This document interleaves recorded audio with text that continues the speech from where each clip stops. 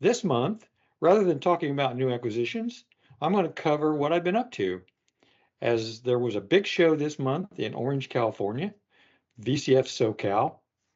And to help me talk about the show, as he was also an attendee there, I want to welcome a special guest, well known in the community as a member of the Intellivisionaries Podcast and owner of White Flag Computing, Mr. Paul Nurminen, aka Nurmix. How are you, Paul?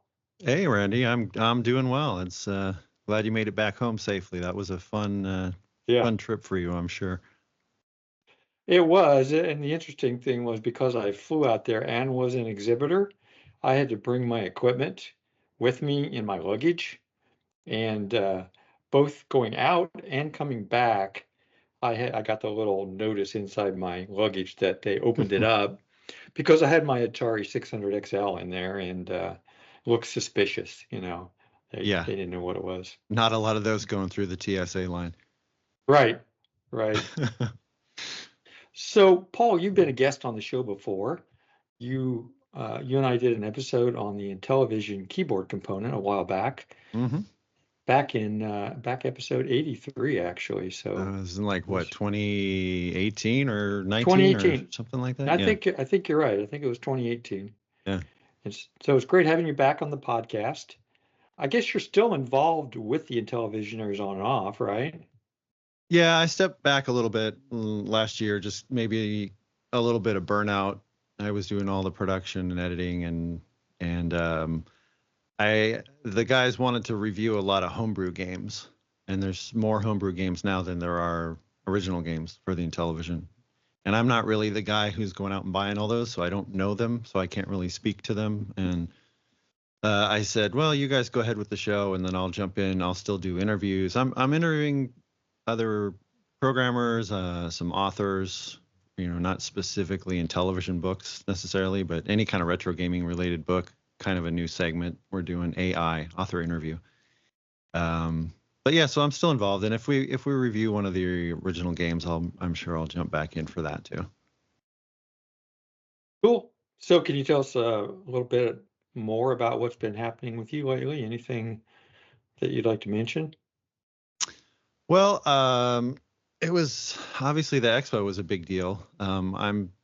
I'm doing some other podcast related things. Well, obviously I'm on your show now, but there's some other things I'm in talks with a couple of guys, maybe doing kind of a music related podcast. Because I've got a lot of music technology here and into electronic music. Just kind of busy with work. My business is kind of typical computer IT services repair, but do a few retro items, and it looks like I may be doing more of that now after VCF and giving out my business card. Everybody wants me to fix their old tech, so we'll see. Maybe an expansion on the business. Yeah, yeah. Well, there's definitely a strong need for help in getting some of these old machines working again. Oh yeah. And not everyone has access to people that know how to fix these machines. So Yeah, I did have a couple guys come up to me and like Commodore guys, those Commodore people. Will you fix my Commodore monitor? I generally don't want to work on monitors. I can, but they're kind of a pain, and they're big and bulky, and I've got enough stuff in the garage workshop area. But yeah, I just said, no, your monitor's Commodore. I can't touch that. Just kind of joked with the guy. He looked at me like, what? I was like, just kidding. But yeah. Yeah. But yeah, Okay, it's fun. well let's talk about the show a little bit. I mean, it was great to catch up with you out there. In fact, it's the first time you and I actually had ever met in person. Mm-hmm. But we obviously had communicated over the years. The show being in your backyard was great. I think it was February 17th and 18th in Orange, California. How far was that from where you are? It was pretty close, right? Yeah, I mean, we tend to measure everything in time in LA instead of miles because Yeah, I can understand when that. you drive. Yeah. But actually, it wasn't that bad when I drove down early afternoon. It was probably about 40-minute drive. So just south Okay, of where I am, Orange County, as opposed to LA County. But yeah, gotcha. it was great to see a local show. There's been retro video game related things, but this is the first VCF, I believe, that's been here. Yeah, which is crazy because there's such rich history in that area with, with some of the computer companies. I mean, Atari wasn't wasn't far from there, right? Well, yeah, they have the VCF West, I guess they call it. That's up in the Silicon Valley area, which is Northern California. Of course, California is such a huge state. Like where I am in Southern California, it's about an 8-hour drive to get up to Northern California. Wow. It's almost another state. Um, Right. yeah, but there were certainly a lot of tech related software companies and things in Southern California, so it makes sense. And as you and I witnessed, there was quite a turnout. So there's obviously an interest. Right. So the venue was the Hotel Farah, which is a DoubleTree, really nice hotel. My wife and I stayed there almost a week and enjoyed it. Nice rooms, nice hotel. Although it was a little expensive to eat there if you actually wanted to eat in the hotel. Um, Had some elevator issues as well. the Remember? elevator was interesting. It's the first elevator I have ever been on where you have to punch in ahead of time exactly what floor you want to go to. It tells you which elevator you're going to get into, and then you don't do anything once you get in the elevator. Yeah, and it has a little LCD on the side as you enter the elevator that shows all the floors it's going to. But Yeah, when I got there, I didn't know that. I didn't, you push it and then you get in the elevator and you're just like, where's the button panel? This is weird. right. And I think if you miss your elevator, then you've got to redo it, and you may not know that. There's no indication that you could just be Well, standing down there. I did that once. I thought I punched in my floor and I hit the wrong floor apparently. And so I got in the elevator and went to that floor. I didn't get out. It automatically, because there's no buttons inside other than open door and closed door, Yeah. it automatically went back down to the lobby. I jumped out real quick, hit the correct floor, and then jumped back in the elevator. Well, there was one point in the Sunday, because I know you and I both did some panels. So I was trying to go up to my room to get my digital recorder I was going to bring for that, and the elevator line was about 20 people deep, and apparently they had only one working, because I think they Hmm. were up and down. I did the stairs, 15 flights, There and you then back go. down. So got my exercise that day. Yeah, that's what I should have done because I needed the exercise. But the show itself was, I thought, was very well organized. There was, there was a free table area, which I never even got to Yeah, visit at me all. either. And when I did actually get over there one time, and it was there was nothing left on the free table. Yeah. There was a big consignment area on one end, then there was the exhibitor area, and then there was a vendor area, and then a separate room with the talks. So I thought it was well organized, and the size was decent. For those listeners that have been to VCF Midwest, this room where this was held was about the size of one of the three rooms that they typically have at VCF Midwest. Hmm. So it wasn't huge, but it was decent size. Yeah, I believe they sold out all the space for vendors and exhibitors. And I don't know if this is a Southern California thing or a VCF thing, but they did sort of separate vendors from exhibitors, like one half of the room. I don't know if that Right. was just for legal reasons or tax reasons. I know we had to get a reseller temporary license. California requires that. Like I have that for my business to, you collect tax and then you pay them back later. But you needed a separate one just to sell at this expo, and I don't think that's typical in other states. It might just be some weird It's not. regulation.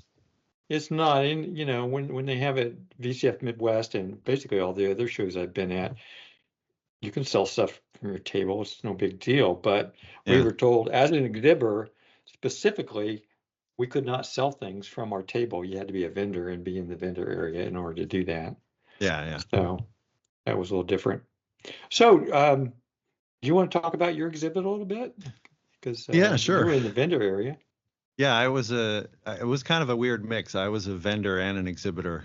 We had three tables. I was there with Emily Rosenthal. Represents the Blue Sky Rangers, the former Intellivision programmer. She used to work with Keith Robinson before he passed. But so she had one of the tables selling Intellivision memorabilia, posters, some games, things like that, some of the new homebrew games. And then I had the middle section was me representing the Intellivisionaries. So I had all the Intellivision hardware set up, the various pieces and keyboard and different console versions and all that.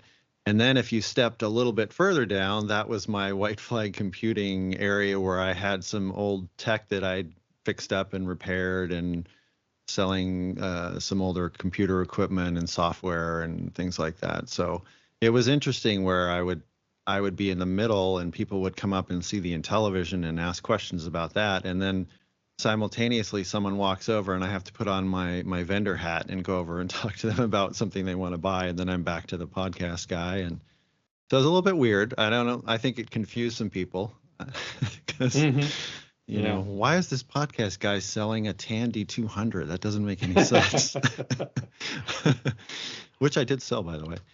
So yeah, some of the items that I had up there were, I had an Atari, a 1040 STF, which belonged to a friend of mine. I did end up selling that. And I brought my Atari SC1435 color monitor just to demo the Atari, and then someone ended up wanting to buy that as well.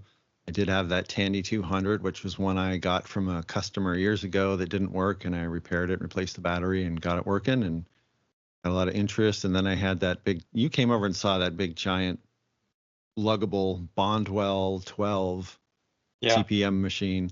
Ended up selling that too. No, then the guy who came up to me who ended up buying it, he says, "Oh, no one knew what it was." Was that an Osborne or something like that? And this guy's like, "Oh, I have a Bondwell 10 and a Bondwell 8 or some other number."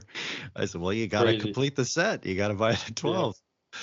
But apparently that it's an interesting computer because it's CPM based. I did not have the system disks. It doesn't have a hard drive. But apparently it does voice synthesis. So it'll talk to you when you get it loaded up with the OS. And this guy said he has the disk. So I haven't heard back from him. I got his number and gave him mine. So I'm curious to see it in action. But, that's cool. And the Atari monitor you had, which was for the ST, is one I had never seen before. It was very interesting. So that was fun to see. Yeah. So it was interesting. I sold probably more stuff than I thought I would, some ST games and some television related stuff, but I'd say it was very successful. I was just thinking that perhaps next time I may just do one or the other because it was a little bit much to kind of manage that. And as you can probably speak to, it's difficult at these things when you're behind the table all day to really get out and spend quality time at the other exhibits. It is. I struggled with that too. My wife was there with me, but of course, and she did sit in at my table a couple of times, but we were not supposed to leave our tables unattended. So I would have her sit there a couple of times just so I could at least walk around or attend part of a talk or something. But she never felt comfortable that if somebody asked her a question, she could answer anything, Yeah, my wife would have been the same. Yeah. But it allowed me to at least get around a little bit. That and the struggles with being an exhibitor from far away where you're flying in, both those things made it a bit of a challenge, I think, for me at least. Yeah, I mean, you obviously didn't need to bring the monitor. I brought you one to use, but yeah, you had a decent setup there. You had your 600 XL. Well, why don't you talk about your? Yeah, so my exhibit was, as you said, was a 600 XL. It was about the only thing I felt like I could get into my luggage. If I tried to put additional computers, didn't want to push it, too much. So I brought 600 XL. There was a fairly new Atari item that had been recently created. It was a remake of the Atari 1090 XL expansion unit. Atari made back in, I believe, 83, but never sold any. Somebody recently remade the board and I had just gotten the board as well as a 320K RAM card for it. And my exhibit then was showing that attached to the 600XL. There's not a lot I could show since I just had a RAM card. It's like I could show that I had a RAM disk on it. That's about all I could. What other But mods people, did? Oh, go ahead. Sorry. no, you were going to ask like what other Yeah, cards I was gonna are say what available? else? What else? Yeah, what else is available for that thing? Because I had forgotten about that being a thing that I'd seen, but then when you told me about it and I was looking at yours, which is just kind of a bare board, and then I saw like the mock-up or the prototype, then I remembered that was going to be a thing for the XLs. But yeah, what else is available for it? So right now, the same guy, Brian Reefsnyder, has an 80 column board that you can get that's based on it's basically the XCP 80. It's essentially the same thing as an XCP 80, or it's very similar at least. And then he makes a CX85 card. CX85 is the numeric keypad that Atari made for the 8 bits. Hmm. And so it allows you to connect your CX85 that way through that card. So And that's all that's available right now. I know what were some of the plans that Atari was going to use that for besides like those types of things? Do you know, or was it just? Well, I know one other thing that I know they were planning to make for it was a CPM card. Mm-hmm. So that definitely was in their plans. I don't recall any other specific cards that they had planned for it, that we might not have talked about already. Yeah. They definitely had planned RAM cards and things like that. But I know that Brian is also talking with the FujiNet team about creating a FujiNet card Hmm. to work with this expansion unit as well. So I would definitely be, even though I've got other FujiNets, I would definitely be be interested in having a FujiNet card for that. I think that would be cool. Is anybody making a case for it? Because I know it's Not just yet. a bare circuit board there. Yeah, just a bare circuit board. Yeah. And it's pretty good size too, because it's the original. It's just a remake of the original board, and Yeah. they had a lot of space on there for future things that they wanted to add to the board. So there's a lot of empty space that they didn't fill in. So it's bigger than it would really need to be. Yeah. Now your 600 XL that you brought, you've got additional mods in there too, don't you? No, Oh, no, really? I did not. Okay. No, the only mod it had was it was upgraded to 64K, Hmm. but obviously you can put Ultimate 1 MB in them, although it's kind of tight in a 600 XL. Mm-hmm. You can put, because the 600 XL only has RF out, Right. you can mod it for composite and that sort of thing. But mine wasn't modded. But you do have an 8-bit with the ultimate 1 MB, right? I do. I have an 800 XL, and then I have an 800 that has the Incognito, which is very similar to the Ultimate 1 MB. Yeah, there's so many hardware mods for the 8-bit, and I know you guys talk about it on Antic, and I've kind of like Yeah. I'm trying to like sort it all out. Okay, which one do I want? Now, if I get the ultimate 1 MB, then I have to get the side cart free thing, or I don't, or how are they? Yeah. It's a Yeah. little bit. There's a lot. I mean, it's great. It's great that there's so It many is. choices. I'm just not sure which direction to go. I've got a number of 8-bits that I want to do at least one. Just totally go mod crazy with it.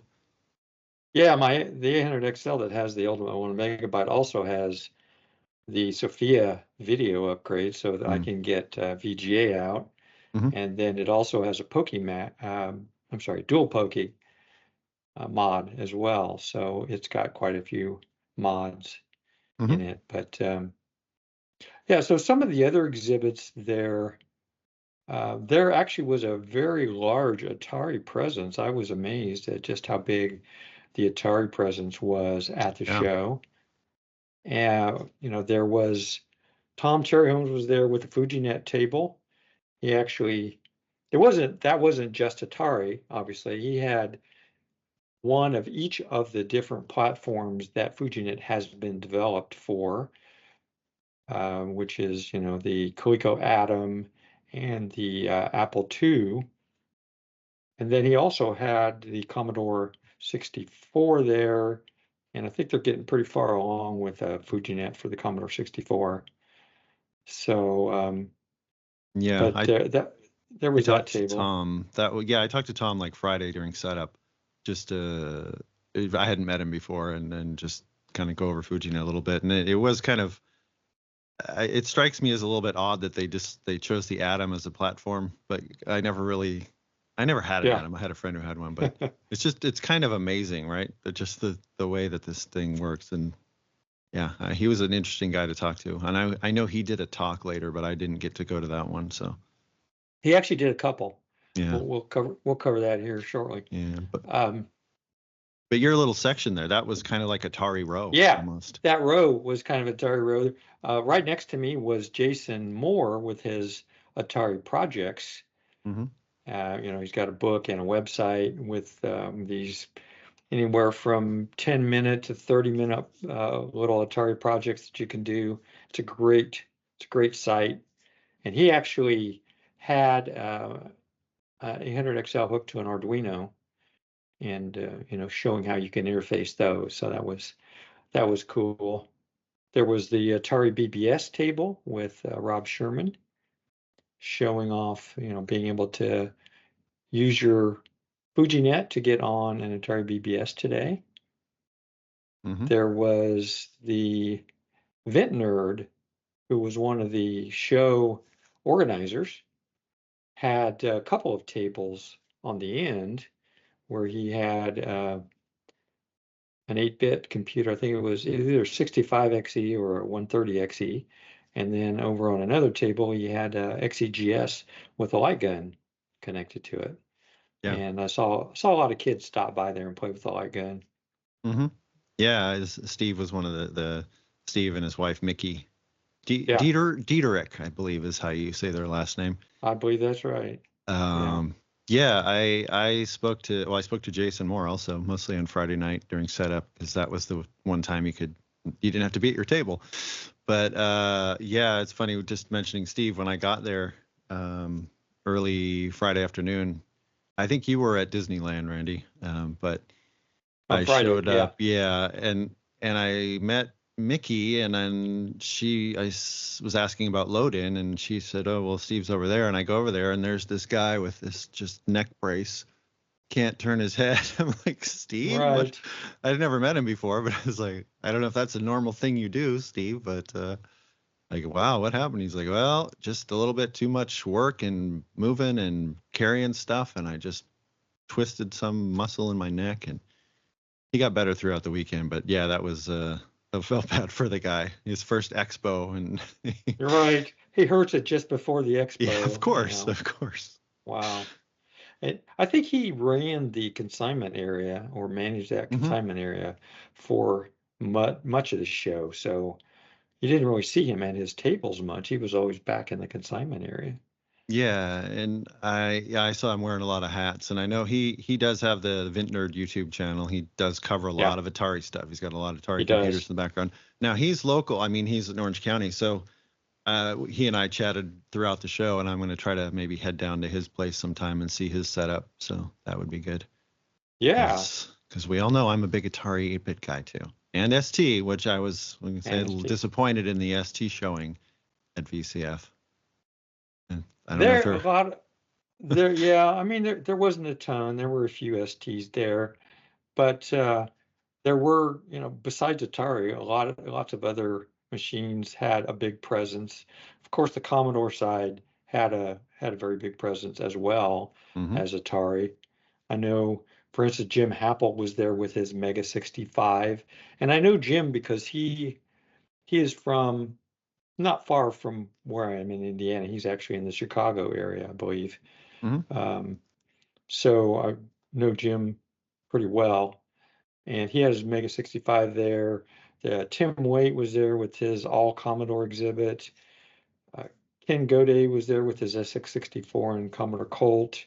The 10-minute Amiga Retrocast was there, and then Commodore Man and his Commodore 128 running CPM So there was definitely a big Commodore presence there as well. Yeah, I wish I'd gotten to know because I'm not really well versed in the Commodore world. So it would be interesting to have talked to some of those guys and learned a little bit more about them.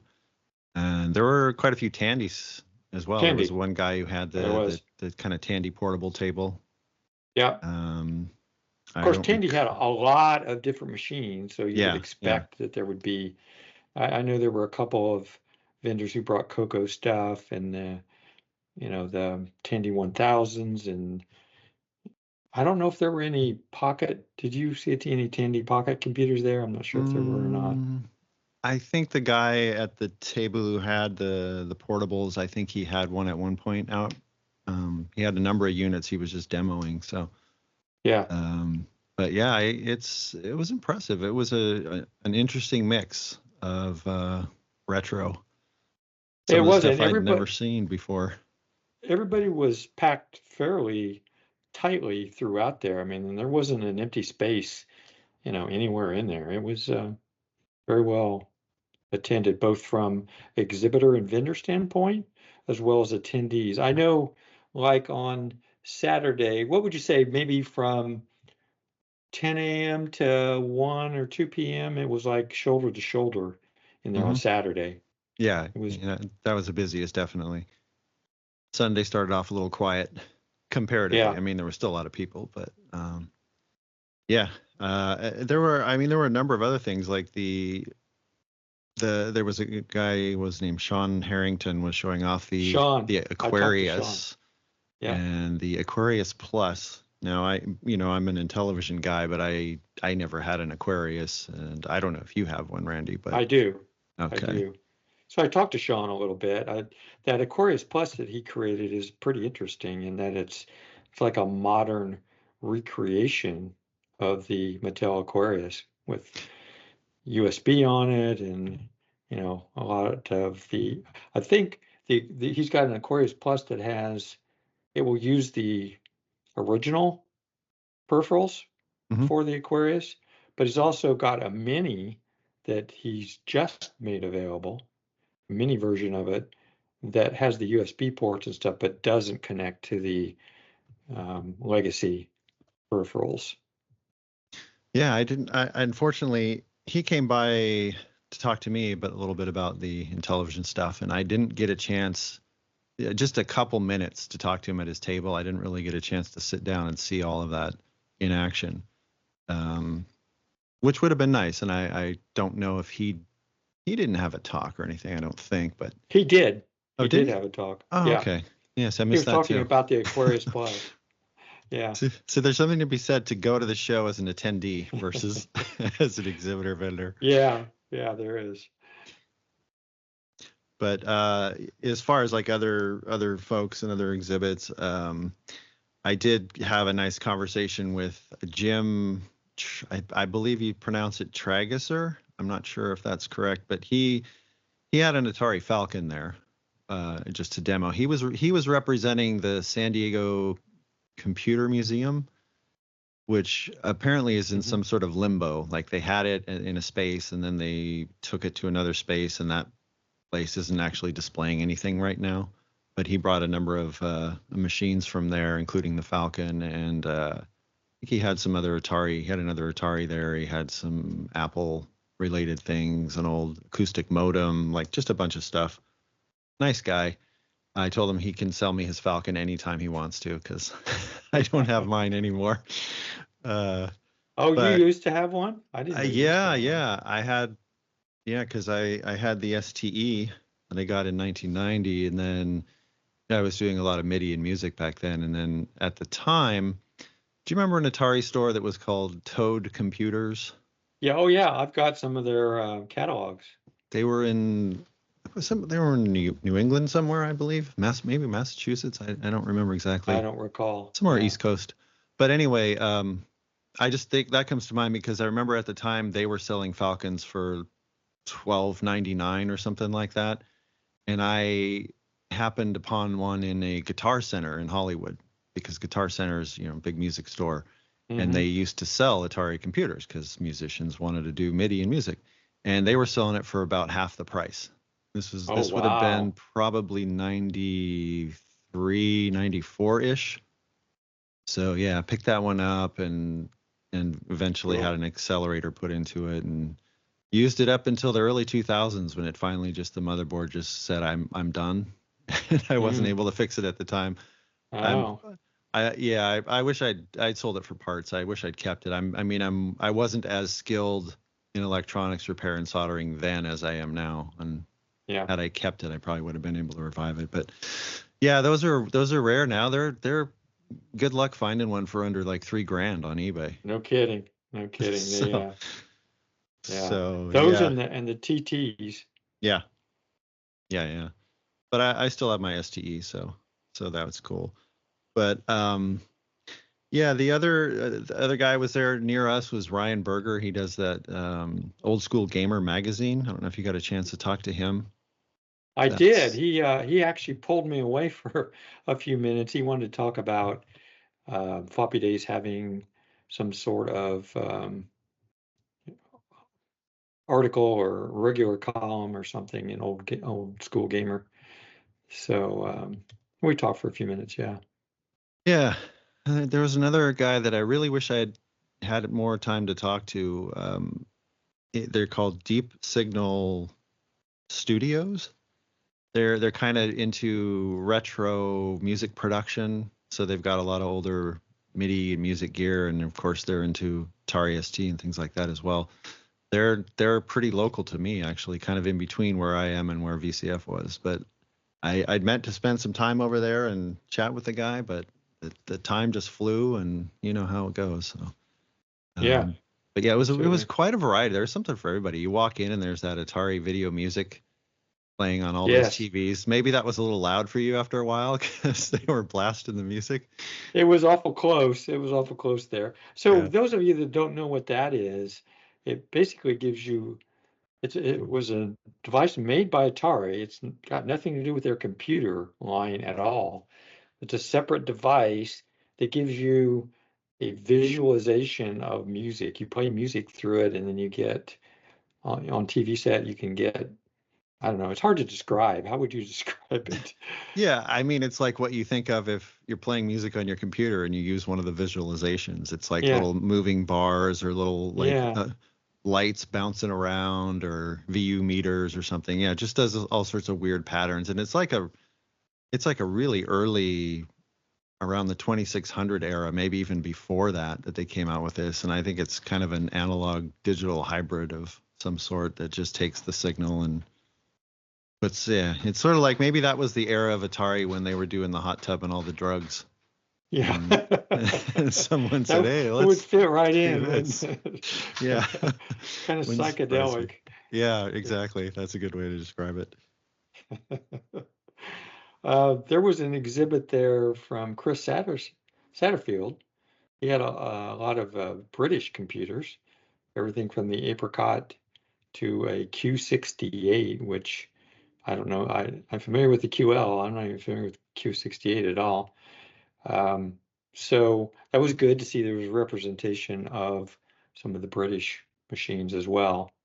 Yeah, I saw that on the website and I wanted to check it out. Was he actually from England or was he just a guy out here that has a lot of UK machines? I couldn't even tell you. I walked by the exhibit and I saw the machines, but I didn't get a chance to talk to Chris, so I'm not sure Yeah. what his origins are. Yeah. Yeah. You know more about that than I do because you've covered a lot of the UK machines on floppy days. So Yeah, I've got quite a few, but it he's got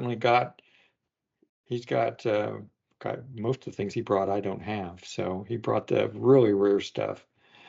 yeah. Um, Also in the vendor area, there was one gentleman whose name I didn't capture, had a whole bunch of classic Macs Oh in yeah. there. I heard that he came across a um, Yeah, storage yeah, is storage area. he was right across from us, so I did chat with him a Yeah. bit. His name was Okay. Matthew Vaughn. Okay. Um and yeah, I didn't catch who owned this, but he bought a storage unit or maybe more than one storage unit up in the Silicon Valley area. and it was just full of these Macs, and it wasn't a reseller, it was a collector. So I don't know if the guy passed or didn't pay his Ah, storage bill, or if he didn't pass and he just didn't pay his storage bill, that's a sad loss there. yeah, no kidding. But yeah, he had I quite think he a. sold. I think he sold a bunch of them too at the show. Oh yeah, I think he had upwards of 50 of them there on the table, all sorts of different Macs here. Wow, we're getting a little light flickering here. We're not having a power issue. Uh-oh. You're not having an earthquake, are you? No earthquake, but no, but I did notice the lights just flicker a little bit. Still recording, but anyway, yeah, and he was selling them at pretty reasonable prices, and I asked him, like, are you just, before I knew the story, I was like, are you a big Mac guy? He's like, no, really, I don't know that much about him. I bought this storage unit, and now I'm sort of, learning all as I go. And he said he was getting a lot of technical questions about them, and he wasn't really able to answer it necessarily. But he could tell you, yes, this one turns on and works, or yes, this one has this version of the operating system. But other than that, you know more than me. But I Yeah. tell you what, though, by Saturday afternoon, that table looked a lot emptier. Yeah, it sure did. So a lot of people walked away with some classic Macs. Oh yeah. I was impressed with a lot of the people that I got to meet at the show Hmm. as well. I mean, we already talked about Jason Moore, who runs Atari Projects. Got to meet Evie Solomon, who created the Backbit Yeah. cartridge. Yeah. It was great to talk with her a little bit. She actually had a talk at the show as well, and uh, that was great. Tom, of course, Tom Cherry Holmes. I think it's only the second or third time I've actually met Tom, and smart guy, very very smart guy. He's enjoyable to talk to. Rob Sherman, the Atari BBS, the Vent Nerd. First time I'd met he and his wife. Joe DeCure was there. Now those of you who follow the Atari world know that Joe was involved in the development of the Atari 2600, the development of the Atari 400, 800, and then also the Amiga 1000. Hmm. So he's got quite a lineage there as far as his involvement on the Atari side of things. Yeah, I got a chance to talk to him maybe about 5-10 minutes before he went into the panel that I think he was doing with Thomas Cherry Holmes. Mm-hmm. But yeah, that legendary guy, right?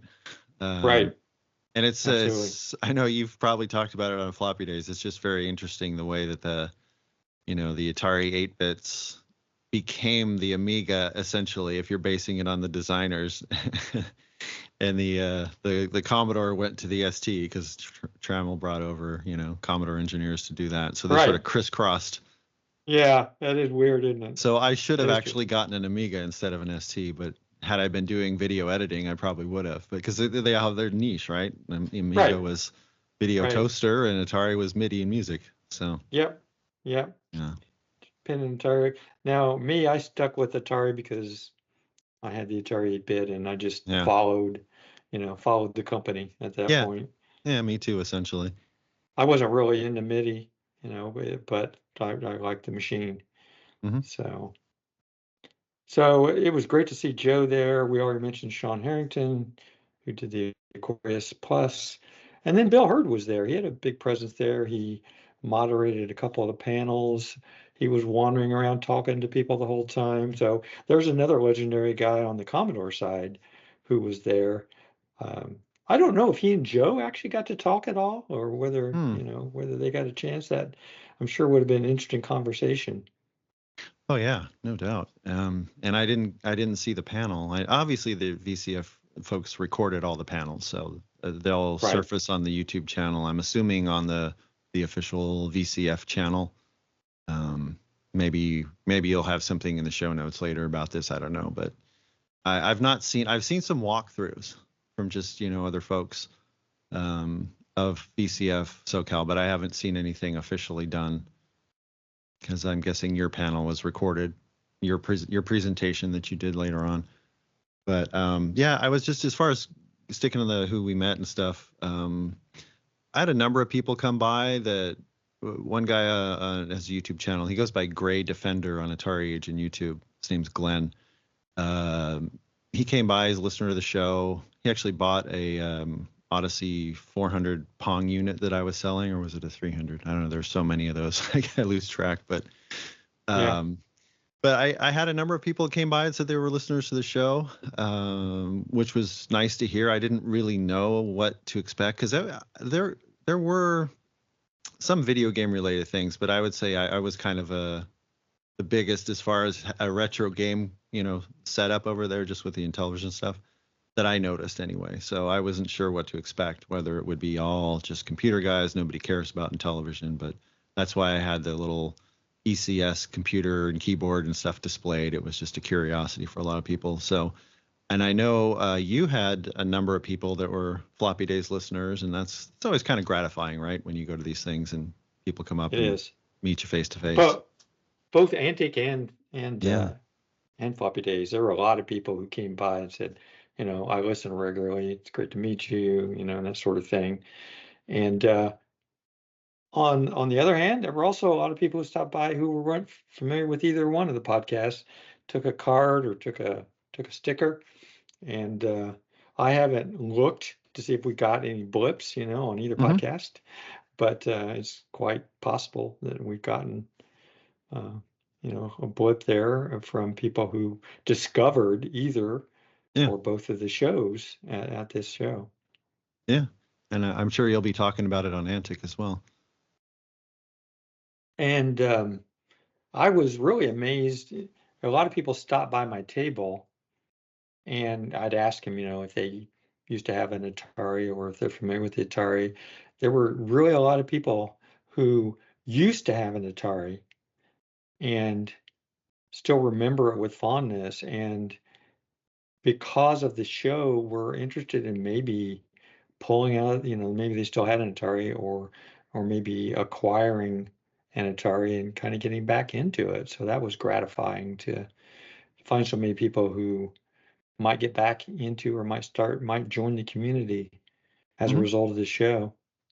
Yeah, and I saw a number of like dads with young kids, looking around, and even one, it was really cute. I don't know, the kid couldn't have been more than like 7 or 8, and he was really excited because I was selling the Atari 2600 version of Star Raiders, the cartridge with the special numeric controller and the manual and the overlay.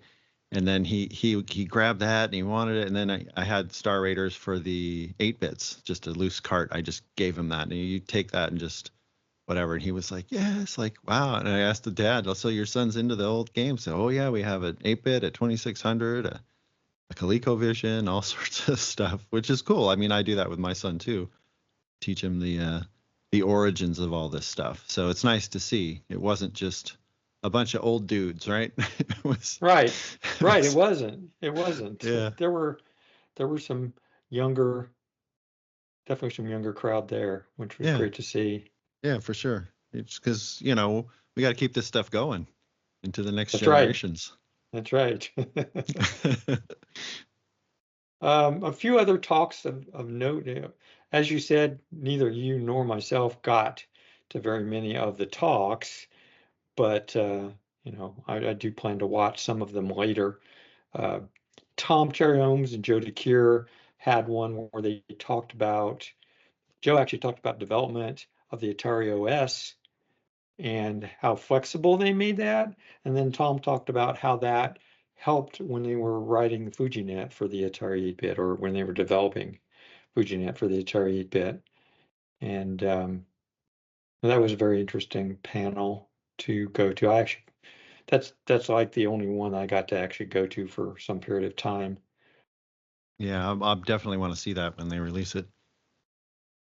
And then there was a separate talk that Tom gave, just talking about where FujiNet has come from and where it's going, that he gave on his own. So I did not get to see any of that one, but I definitely want to take a look at that one later.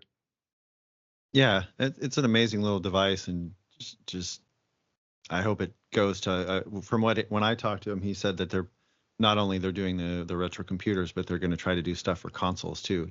They had a 2600 version that they're in early development on. He sent me a couple of screenshots. Isn't that crazy? Yeah. That just sounds so crazy to me. Take a game machine that had almost no OS and no memory, and be able to put something like FujiNet on it. That's just nuts. Yeah, and it's weird. Just you think about the way the Atari doesn't care. It doesn't know anything about Wi-Fi. It just says, "Oh, there's a disk. Let me load that." Right. And the FujiNet does the heavy lifting part, but it makes it so seamless because of the way the OS is that you just it's just a file on a disk. I don't care where it came from. So it's amazing, actually. A few other talks that I've found, again, I didn't get to attend, but I found interesting. Salam Ismail was there. I actually have talked to Salam before. He was actually the founder of Vintage Computer Festival. Mm-hmm. And he gave a talk about the evolution of computer collecting across 4 decades. So that was, it was interesting to see Salam, as I had never met him. Yeah, I didn't go to that talk, but I did meet him. I'm still not sure about that. Siri talking to you? Siri's talking. We must There's have said something outtake. that sounded similar to Siri. Well, he came by the table and chatted with me for a bit, but I didn't get to go to his talk. But that's this is the first VCF I've been to. I'd never been to the other ones. I didn't realize this was the very first one you've been to. No, and I'd like to go to the other ones now that I've seen this. And like you said, this is kind of a small-ish one compared to the Midwest, or I guess that's the biggest one, the one in East Coast. I think the Midwest is the biggest one. Then you've got VCF East is pretty big. Yeah. And then you've got the Portland Retro Gaming Expo I've never been to, but it's pretty good size from what I understand. Huge. I've been a number of times. I didn't go the last couple of years, but hopefully I'll attend it maybe this coming. I think it's in September this year. But, yeah. There were a couple of panels that were moderated by Bill Hurd. There was a retro game show. I did see part of that. I was supposed to participate in that one, but I got there a couple of minutes late, and he already had found a replacement for me, so I did not participate in that. And then there was a streamers panel that I could have participated in, chose not to, but you were a part of, I believe, were you not? Yeah, Mickey Dieterich asked me to do that. She was the showrunner, Steve's wife. Yeah.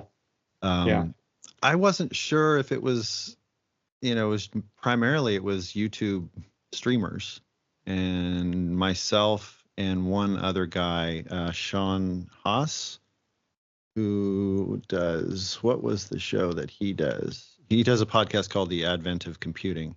Oh yeah, I met him there as well. I actually have done one of the shows for Advent of Computing. I did the reading for one of his shows. Oh, okay. Yeah, nice guy, and we chatted a little bit afterwards. He was on the panel with me. He works for Libsyn, Liberated Syndication. That's the company. I didn't know that. I didn't either, and that because I had mentioned it in the talk at some point. One of the questions that for the podcast Intellivisionaries, we've used that since we started. It's a paid service for those who aren't familiar. That basically it sends out the RSS feed when you put a new episode up. It shoots it out to Apple and Google and all the places that host podcasts, so people it'll automatically download. And I don't know all the technicalities of it. Yeah, I think I knew you guys did. Or Antic uses it too. And Antic uses it as well. Yeah. Yeah. So he was on the panel, and Evie Solomon Backbit was on there. Another Steve was on there, and another YouTuber who reviews retro tech and I guess tries to break it or see what he can do with not break it.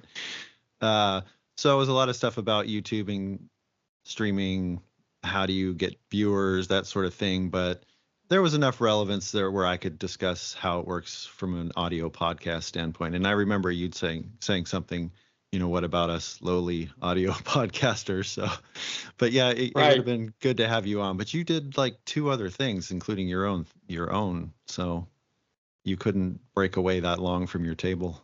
Well, it was hard to break away, and then I just felt like I was involved in enough stuff. And yet I was the one who suggested originally that they have audio podcasters on their panel as well. Mhm. And then they asked me to participate and I didn't. So well, what does that say about me? I don't know. I took one for the audio team. Yeah, there you go. I'm glad there was somebody on there to represent the audio team. Yeah. So what about Um, your talk? Did you want to discuss yeah, that?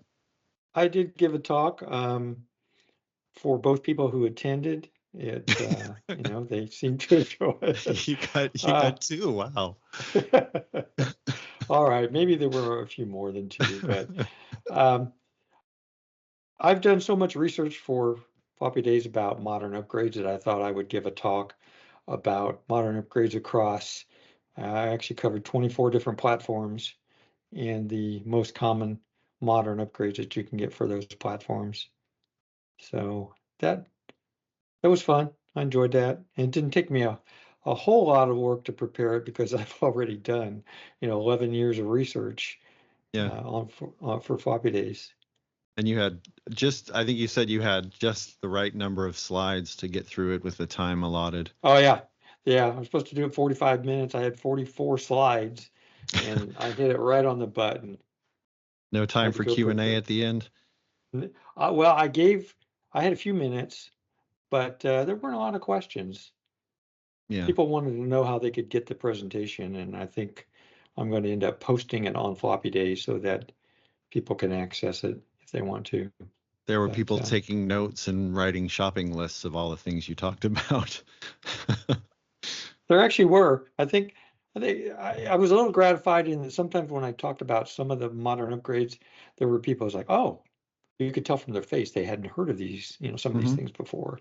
Yeah. So I didn't feel like I was just blurting out information that everybody already knew. I feel like there was some information in there that, maybe was new for people. Yeah, both of them. Yeah, both of them. All right, acquisitions. Because I traveled, I just could not take anything back with me. I mean, I was packed to the gills. But first thing I want to show here, since we're doing some video as well, this was what I picked up at Disneyland. Do you see that? Mm-hmm. I picked up Groot. Very There were a nice. lot of people walking around with there was a magnetic Groot that you could get that would, I don't know, it looks like it's disappearing in my video here. It's just disappearing into your shoulder with your background there. Yeah. Anyway, they had it magnetically attached to their shoulder and they were walking around with Groot on their shoulder. I did pick up this ST Basic source book from you. You had sitting on the table, which I already had one for my ST, but this was different. It's like an older version of that source book. Yeah, that was part of the collection. So my buddy, who I was selling that ST, he got that back in probably 91 or something like that from a local guy that just had a big box full of stuff, all sorts of software and interesting books. So that was one of the things that was in there. And I did sell some of the software, and I was trying to think of the guy. What's the guy's name? Who bought the ST? He's actually a guy who developed the synth cart for the 2600, which is a weird little gizmo to make sort of synth music using the two channels in the 2600. It's really kind of cool.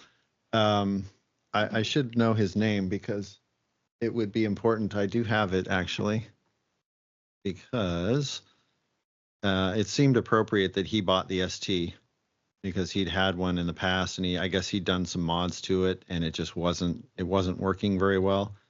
And this was just a plain vanilla 1040 STF. Paul Slocum, that's his name.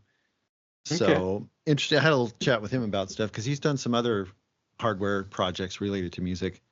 But that book was in there. So I don't know what the guy did that my friend bought that from back in the 90s, but he had all sorts of desktop publishing things and animation software, and that was just part of it. But that was an early 1040. Yeah, I was really tempted by some of the other ST software that you had there. But and if I could have fit anything in my luggage, I would have taken, more. But I just did did. meet, yeah, I got some, if you want me to ship you something, I'll send you pictures again. but but I did, yeah, there were a couple guys that came by, just you talking about the ST. I know we're not supposed to be entirely Atari focused here, but yeah, we're biased a little bit, I guess. But there was a guy who came by.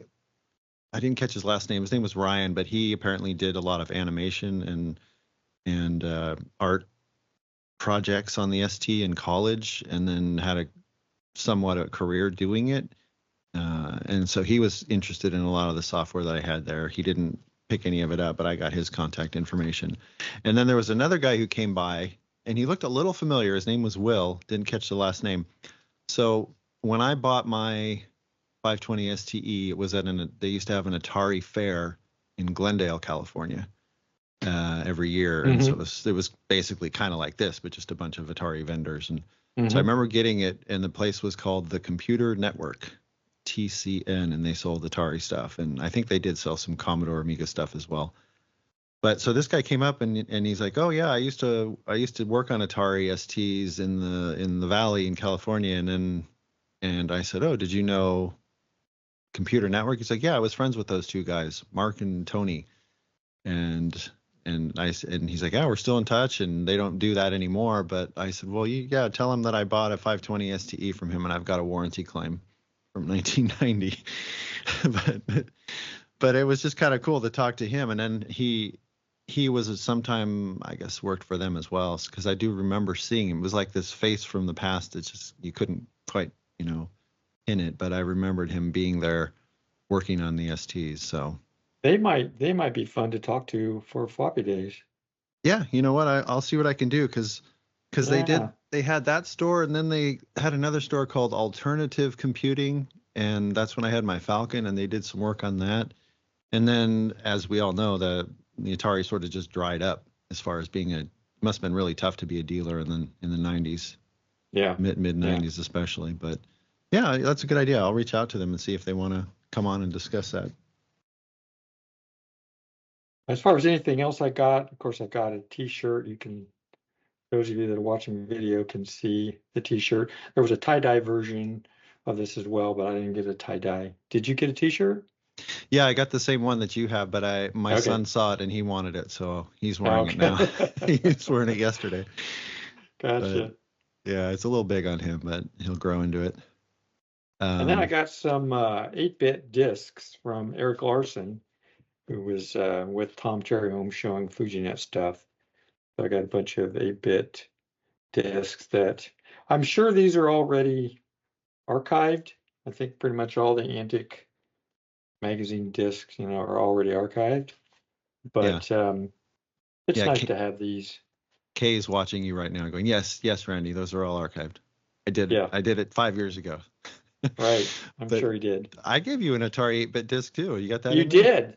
I was going to mention it. It's right here. Yeah. So, some of my handiwork. My basic program. Tell us what's on there. Well, so I got my 800XL in 83 and then, taught myself BASIC. So that's a lot of my basic programs from back then. And then a little revival in the 90s when I was into the BBS thing on the 8-bit, some more little games and player missile graphic things and stuff. So you got to fire that up and do a full review. I'm sure it'll just blow you over with the quality. That'll be fun. Yeah, because I was digging through in preparation for this. I was digging through a lot of my stuff in storage in my garage and shed just to see what I was going to bring to the show, and came across some of my stuff. And I was testing out the that ICD MIO multiple input output box that I ended up selling that to Rob Sherman, by the way. Did you sell it to Rob? I know he was interested in it. Yeah. Okay. He told me he was interested Friday night, and then Sunday toward the show closing, he's like, "You still got it?" And I'm like, "Yeah." I said, "Other people were looking at it all day." He's like, "Yeah, well, I'm the only one here. So how much?" I think I sold it for $100, Yeah. Yeah. And he's planning to take it up to 1 meg. It was a 256K. Yeah. A lot of soldering. Oh, is it really? Every little individual memory module Oh, wow. in there. But yeah, I didn't have a lot of pickups, which I very well would have if I was just an attendee, I think. So I think I mentioned this earlier, but I picked up the a Fuji net for myself for the Atari 8-bit, so I can join the club. I haven't fired it Outstanding. up yet. You're gonna love that. You're gonna love that device, Oh and yeah, it's incredible. It's really incredible. Looks like you got the one with the XE style yeah, case, I think, from what I can tell there. yeah, and I'm not partial to either. I mean, I have the 800XL was my first, but I have a 130XE as well. So, Or maybe that's the XL case. Maybe I misspoke there. Is that an XL case or XE case? yeah, it's kind of hard to tell. It's a lighter colored Okay. one. It's not Okay. yeah, I guess it is the XL. So Yeah.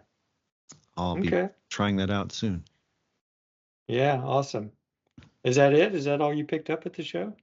Believe it or not, I mean, a couple free copies, or no, actually, I paid for them. The Old School Gamer magazine. Ah, yeah. Picked up a few flyers and cards from people and things to follow up. I was considering getting a Zulu SCSI board, which is basically a SCSI drive replacement, for various devices. I actually have one for. So this is in a case. You plug in an SD card and then it's a SCSI drive, which is like the Ultra Satan or the other things for the ST. But this one is for one of my Ensoniq samplers, keyboard samplers over here. But they had a booth there, a table, and they had a number of them out there. I don't know. I have read some things on Atari Age that they are compatible with just about anything that use SCSI, but I don't think they're really focused like ST type stuff as some of the other devices like you have are. So I don't know if there'd be any issues using that drivers or something, but Okay. but yeah, I did not pick up anything else, which is hard to believe. Normally I go to an expo and I do. Yeah, I mean, I always pick up a lot of stuff every time I go to a show, but Yeah. maybe the next time I fly to a show, maybe I will ship, and I'm going to be an exhibitor as well. I'll ship everything out there ahead of time to somebody who can Yeah. bring it, and then if I buy something, then I can always ship it back to myself, with the exhibit stuff. Yeah. I had a pretty full car going down there, Did you? and then I bet you slightly did. less full car coming back. Well, the thing is, I met like a guy bought that Atari monitor, but then there's a power switch thing. It doesn't stay pressed in, and I told him I would take a look at it. So I ended up carting that thing back so I can check the power switch, and I'm going to have to replace it. And then another guy brought me an Atari 800 with an issue. Can you fix it? Can you look at it? I'm like, yeah, I don't know when I'll get to it, but he's like, well, I got it with me. Let me just go get it. And I'm like, well, I'm trying to take less things back than I brought. But I told my wife, she's like, wait, I thought you were selling that big monitor. Well, I did, but it's here now because I have to fix something on it. Of course, you brought a big monitor for me. Yeah, because I couldn't really bring a monitor, in my luggage. And then let's see, what else? A joystick. You brought a joystick for me. Right. So I really appreciated that. Well, if they do another one, which it looks like they will based on how successful this appeared to be anyway, next year, then ship out your stuff ahead of time and I'll just drive it down. There we go. Yeah. There we go. Did you end up with any follow-ups from the show that you're going to go back and make sure you follow up on? Well, there's a number of folks I talked to that I want to try to get together with. Jason Moore for one, and Rob Sherman. I exchanged numbers with a lot of folks. Okay. Apparently, there's quite a few retro enthusiasts down there that are primarily Atari focused, I guess, and Steve Dieterich as well. So and a number of folks I gave my number to that said they had older computers with issues and maybe they would look me up because not everyone there was necessarily local, but I think a good percentage, probably more than half were. So looks like I might have some business coming in the next few months. Cool. Yeah. Cool. I had a few things I wanted to follow up on. as well. One gentleman I've been communicating with quite a bit already because he he had a whole bunch of Atari stuff he discovered. It was still at his dad's, and like six he had like 6 bins of these of Atari 8-bit stuff, all Atari 8-bit stuff, Wow. and including the magazines. Like he had a lot of the earlier antique and analog magazines, and that are hard to find, and a lot of hardware and software and books. So I'm still trying to help him out. He says 3 of the Atari bits don't work, Mm-hmm. so that's kind of odd. Usually those things are pretty robust and they don't just not work like that. Yeah. Could be But the pokey chip failure. That's pretty common, or maybe just a bad power supply took out the board. One of those ingot power supplies that someone plugged into it. exactly. He's afraid that that's what happened because he did have an ingot power Mm-hmm. supply, and he's Yeah. afraid that that could be what had happened to those machines. And if so, Yeah. I don't know how you fix that. Yeah, that takes a number of things out on the board when that happens. Yeah, yeah. Okay, well, I think that probably pretty well covers the show. I mean, for any parting thoughts there, I mean, I thought it was a great show, especially for the first iteration of it. And really want to give kudos to the team, the Vent Nerd and Rob Sherman and Jason Moore and everybody that was involved in putting into the show. His wife, Mickey, I know she did a lot of the organization of the show, and I think they did a fantastic job. Yeah, I agree completely, and I told them both that toward the end of the day too.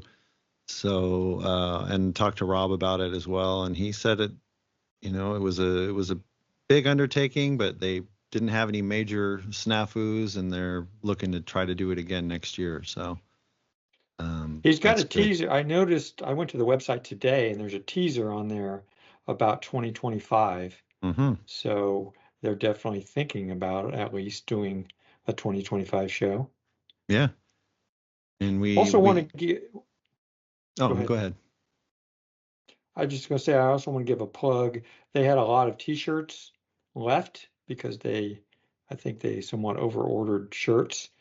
You can still get the shirts from the website if you go to VCF SoCal is it org or com? I think it's com. Yeah. Yeah. VCFSoCal.com. You can order either the t-shirt like I've got here, the blue one, or you can get the tie-dye version as well. Mm-hmm. Yeah, the only thing I was going to ask you, because you talked about the free table, did you get a chance to walk through the consignment area? Because that seemed to have, I mean, that was quite a revolving.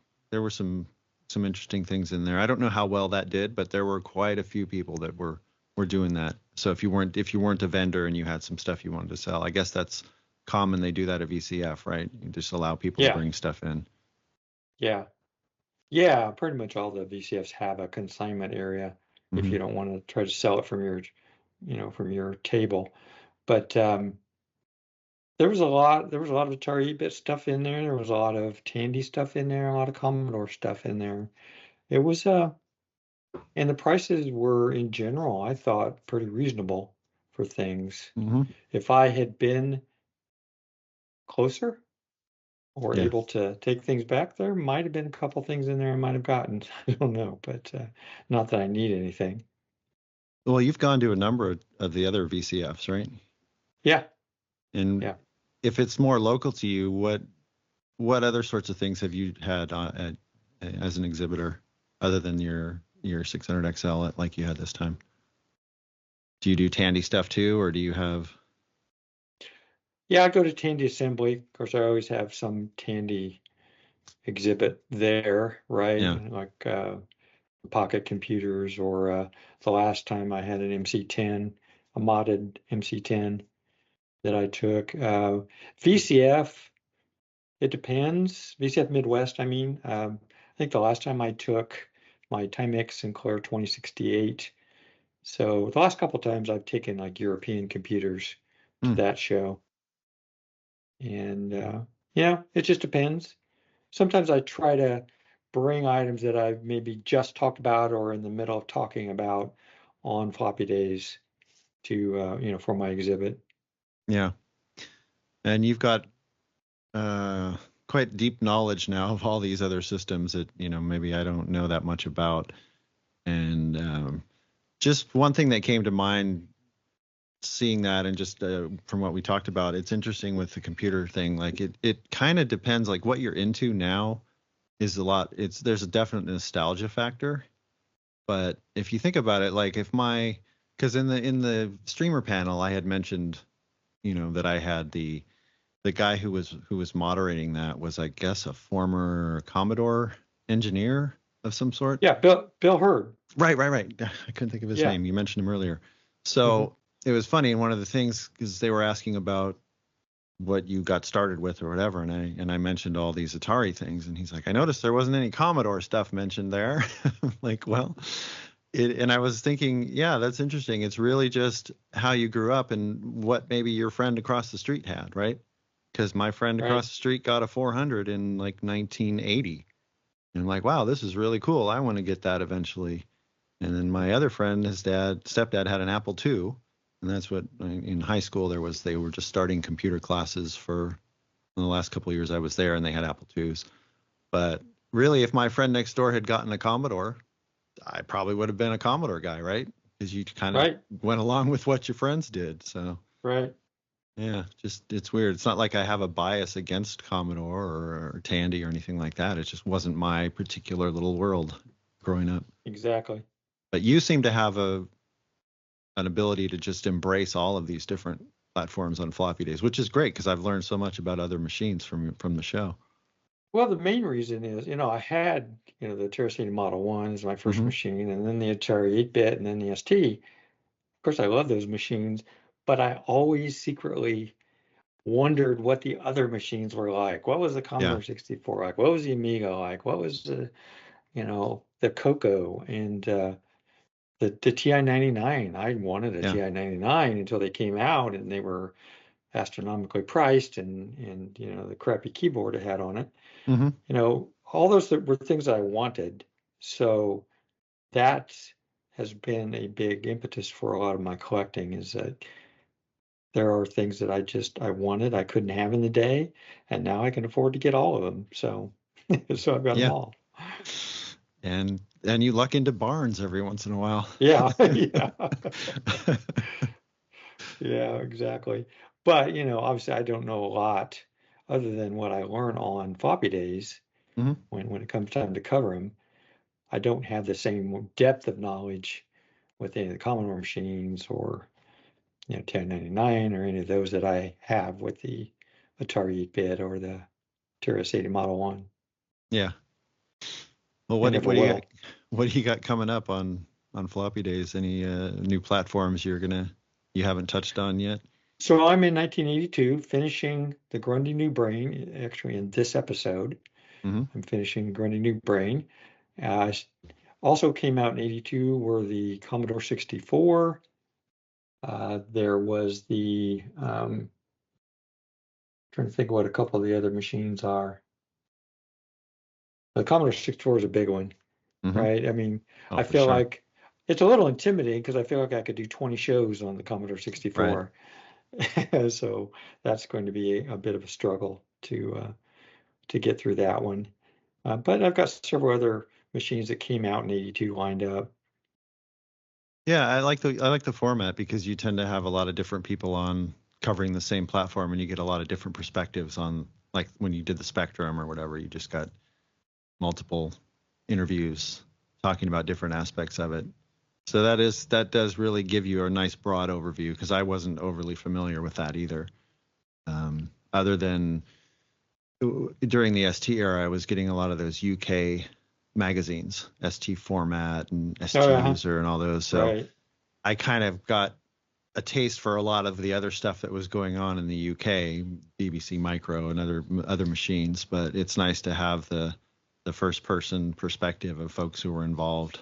So hopefully you'll continue. You won't have any trouble finding folks to interview about the Commodore 64. No, I won't. Or people to co-host, right? There are a lot of people who are big into the Commodore 64. And for me, that's a really important part of the show, is getting co-hosts Mhm. that know these machines in detail, because you listen to me ramble about them and I don't know any, I don't really know these machines inside and out.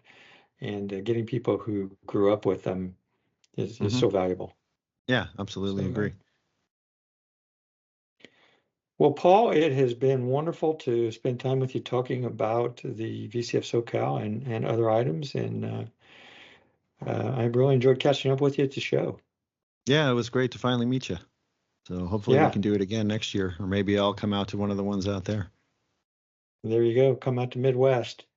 Yeah, and you avoided the torrential rain for the most part. You had a little bit before you left, I guess, but Yeah, did get some before we left, but I think the worst of it was before and after. yeah, I was So, glad we didn't, because we had some pretty heavy rains the last few weeks. So glad it didn't happen on the day of the show. but it was warmer and, in general, better weather than it was here in Indiana, as you Yeah, might expect yeah, in February. yeah. And Disneyland was a little too crowded for you, I know. Too crowded for me too. Right, and it wasn't even the busy time, but Yeah, there were enough people that it was bad enough. yeah, agreed. Yeah, haven't been there in years. Don't really want to go either. Yeah. Yeah, Well, it's just like, there are a lot of things in Indianapolis that I've never been to, because you yeah, don't visit the things that are like close to you, right? You visit yeah. things when you're on vacation. So You ever go to the Indy 500? I have never been to the race. I have Mm, been there for some of the trials and things like that, but I've hmm. never been there for the race. And I don't Yeah, really desire to. yeah, Talk about people. yeah. That looks like kind of a nightmare logistically. Yeah, Yeah, yeah, I just watch it from the comfort of my couch. yeah, exactly. All right. Well, thanks for having me on, Randy. Appreciate it. And All right, Paul. yeah, definitely keep in touch, and I'll shoot you some pictures of what I got left of Atari stuff. See if you want anything. Okay, appreciate that. All right. Take care, sir. Okay. I'll catch you See later. ya. All right, bye.